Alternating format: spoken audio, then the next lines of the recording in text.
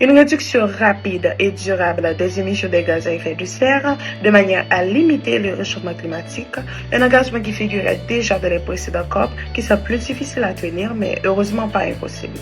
Car pour réussir ces actions essentielles, il faut accélérer sur plusieurs grands sujets, comme le financement de la transition énergétique ou le fonds pertes et dommages,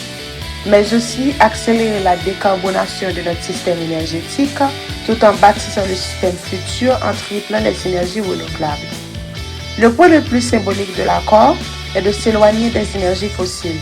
ce qui a été plus difficile à conclure car les pays membres de l'Organisation des pays exportateurs de pétrole a été parmi ceux qui sont le plus opposés à un accord mondial visant à mettre fin aux combustibles fossiles.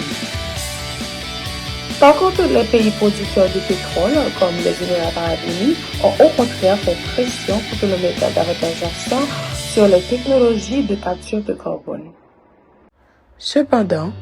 des pays comme la Bolivie et Samoa se sont inquiétés du fait que l'accord ne demande pas aux pays développés de prendre la tête de la transition vers l'abandon des combustions fossiles. Il estimait qu'il n'est pas juste d'attendre à ce que tous les pays le fassent simultanément, alors que les pays développés ont déjà tiré des avantages économiques de l'utilisation du pétrole, du gaz et du charbon.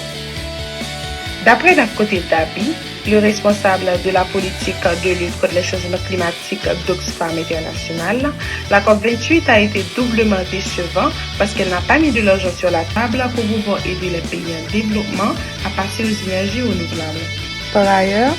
50 compagnies pétrolières et gazières ont accepté de réduire les émissions de méthane et d'éliminer le torchage de routine. Car le méthane est l'un des gaz à effet de serre le plus puissant et est responsable du tiers du réchauffement actuel dû aux activités humaines.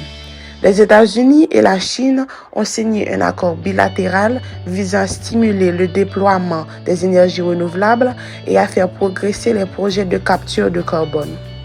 Mais malgré les difficultés, la COP28 a réussi à rassembler plus de 80 000 délégués, négociateurs, lobbyistes et avocats du monde entier pour discuter des questions climatiques et en venir à des ententes sur plusieurs points,